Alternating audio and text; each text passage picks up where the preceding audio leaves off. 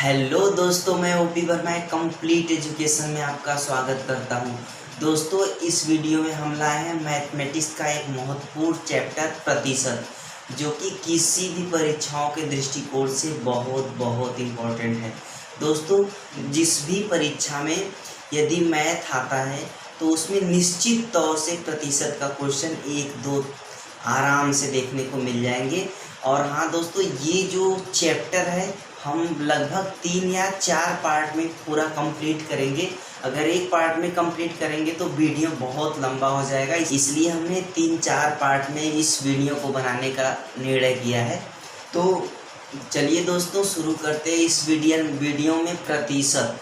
और हाँ दोस्तों, वीडियो को शुरू करने से पहले आप लोग वीडियो को सब्सक्राइब कर दीजिएगा और बेल आइकन का घंटी दबा दीजिएगा, ताकि जो भी वीडियो हम अपलोड करें उसका नोटिफिकेशन आप लोगों के पास पहुंच जाए। तो चलिए दोस्तों, स्टार्ट करते हैं इस वीडियो में प्रतिशत। दोस्तों, प्रतिशत को शुरू करने से पहले हमको कुछ प्रतिशत के महत्वपूर्ण तथ्य हैं, उनको बहुत बहुत ज़रूरी है जान लेना। देखिए, ये जितने टॉपिक हमने लिखे हैं वो सारे के सारे समझना बहुत इम्पोर्टेंट है। तो पहले हम इसी को समझ लेते हैं कि इसका मतलब क्या होता है। देखिए, इसमें क्या क्या समझेंगे हम। प्रतिशत का अर्थ क्या होता है, प्रतिशत वृद्धि का अर्थ क्या होता है, प्रतिशत कमी का अर्थ क्या होता है, प्रतिशत वृद्धि कैसे ज्ञात करते हैं और प्रतिशत कमी ज्ञात करते हैं। तो चलिए दोस्तों, एक एक करके हम समझते हैं। आइए दोस्तों, समझते हैं प्रतिशत का अर्थ क्या होता है। प्रतिशत का अर्थ होता है प्रति सैकड़ा। प्रति सैकड़ा, इसको हम दूसरे शब्दों में कह सकते हैं प्रतिशत वह भिन्न होता है जिसका जो हर होता है वो 100 होता है। जैसे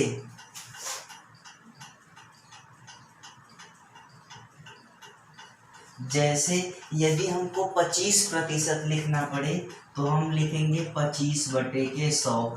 2% लिखना पड़ेगा हमको तो 2/100। 5% लिखना होगा तो 5/100। 3% यदि लिखना है तो 3/100 इत्यादि। जिस भी भिन्न के हर में यदि 100 होगा उसको हम उतना परसेंट बोलेंगे। आइए देखते हैं प्रतिशत वृद्धि का अर्थ क्या होता है। प्रतिशत वृद्धि का अर्थ होता है यदि किसी राशि में 20% की वृद्धि कर दी जाए तो उसका जो नया मान होता है वो पहले का 120% होता है।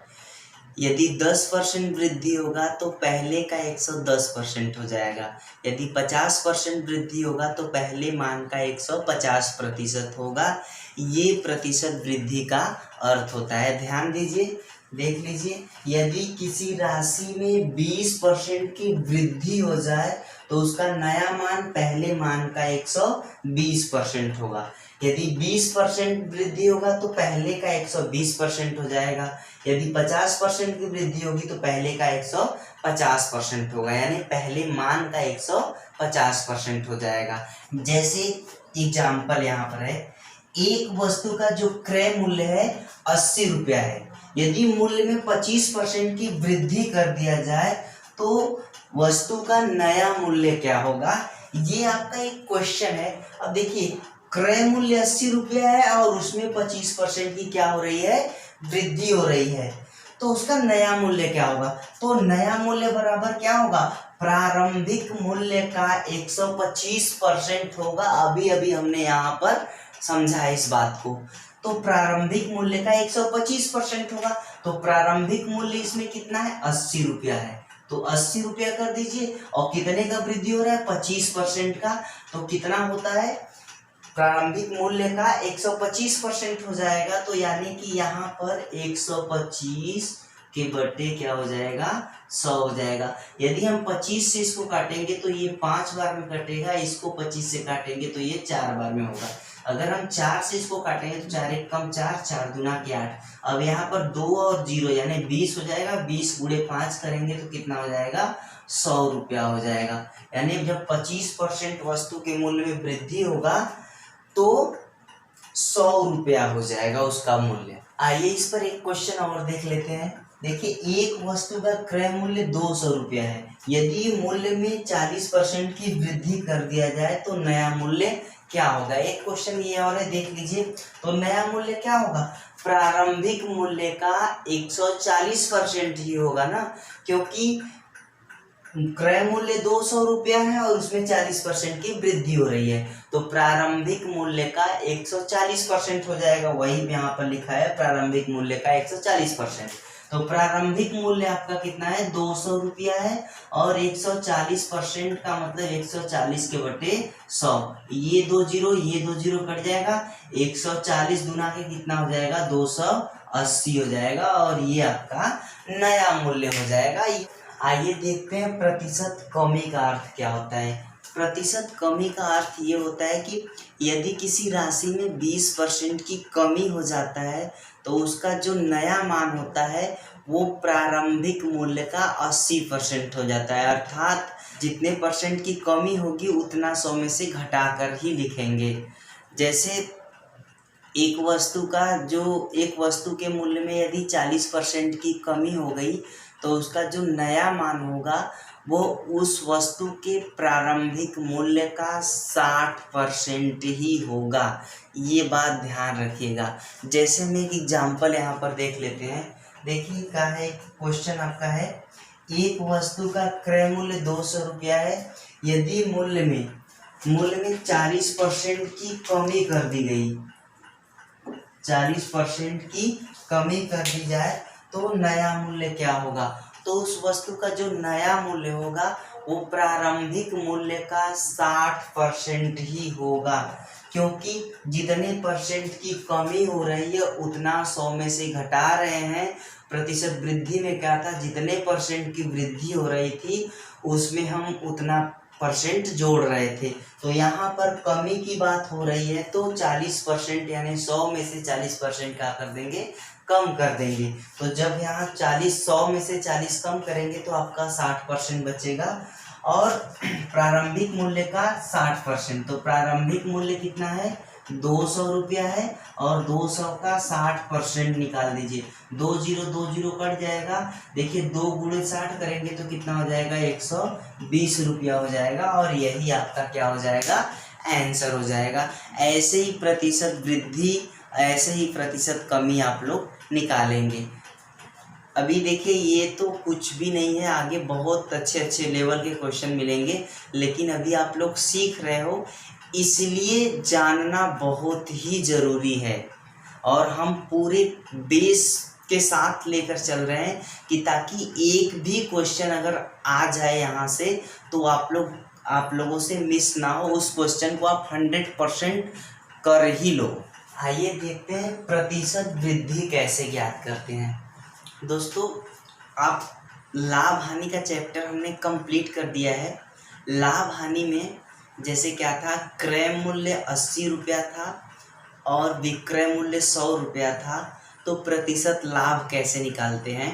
प्रतिशत लाभ का ही मतलब होता है प्रतिशत वृद्धि, समझ रहे हैं ना। तो प्रतिशत लाभ बराबर क्या होता है, लाभ गुणे 100 बटे क्रय मूल्य। अब यहाँ पर चूंकि प्रतिशत है तो प्रतिशत वृद्धि बराबर क्या होता है, प्रतिशत वृद्धि गुणे 100 के बटे प्रारंभिक मान, ये होता है। तो दोनों का मतलब एक ही है, बस रूप चेंज हो गया है। वो लाभ हानि था इसलिए वहाँ पर प्रतिशत लाभ प्रतिशत हानि पूछता था, और ये प्रतिशत है। प्रतिशत में आपको लाभ वृद्धि से इंडिकेट करना होगा और हानि जो है वो कमी से इंडिकेट करना होगा। एक बात ध्यान रहे, तो जैसे प्रतिशत लाभ बराबर लाभ गुणे 100 बटे क्रय मूल्य, उसी तरीके से प्रतिशत वृद्धि बराबर वृद्धि गुणे 100 बटे क्रय मूल्य, ये होता है।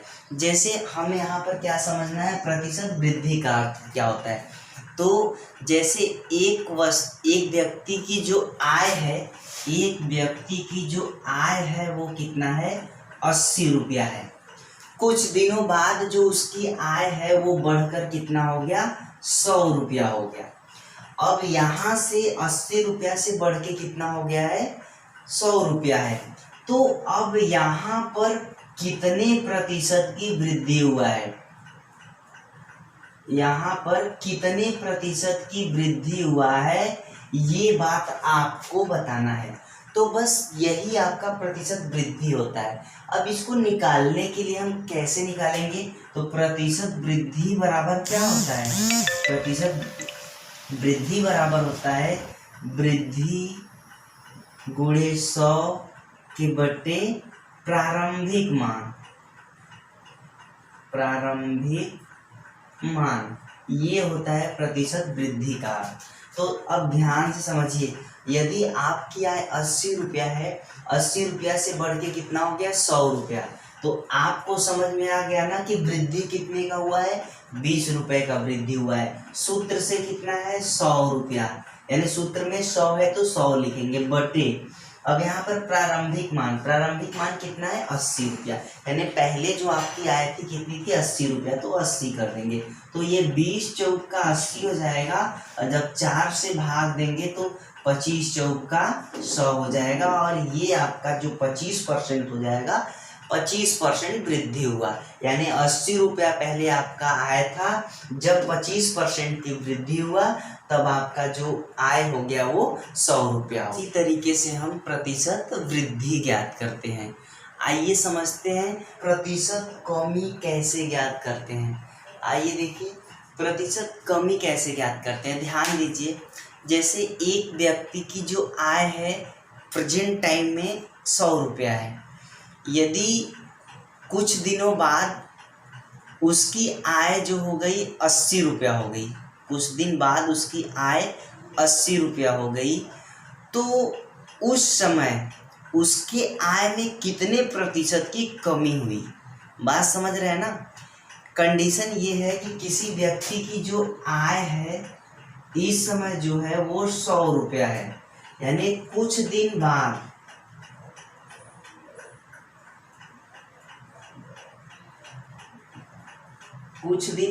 जो है उसकी आय कितनी हो गई 80 रुपया हो गई। अब यहाँ पर आपको बताना है, पहले उसकी आय 100 रुपया था, लेकिन अब जो है अब उसकी आय 80 रुपया हो गई। अब यहाँ पर आपको बताना है कि कितने % की कमी हुई है, यानी कि कितने प्रतिशत की कमी हुई है, ये आपको बताना है। तो बस आपको क्या करना है, प्रतिशत कमी बराबर क्या होता है, प्रतिशत कमी बराबर होता है कमी गुणे 100 के बटे प्रारंभिक मान,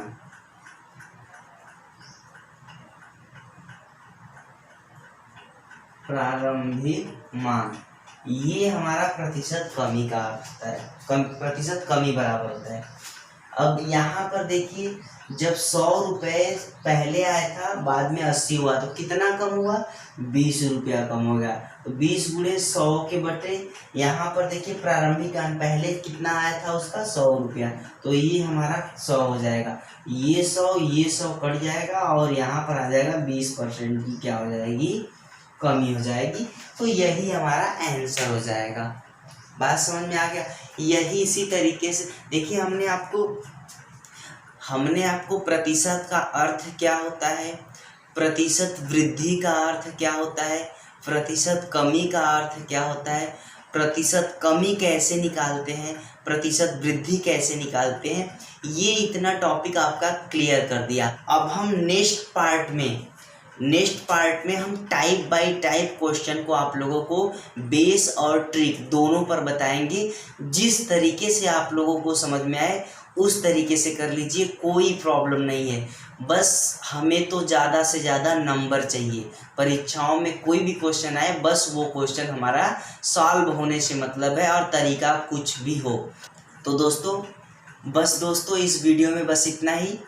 और हाँ, यदि आप लोगों को वीडियो पसंद आया तो आप लोग प्लीज़ वीडियो को लाइक कर दीजिएगा और शेयर कर दीजिएगा। यदि कोई त्रुटियां हैं तो आप लोग कमेंट्स बॉक्स में बेहिचक लिख सकते हैं, कोई प्रॉब्लम नहीं है, उसका समाधान हम करने की कोशिश करेंगे। धन्यवाद।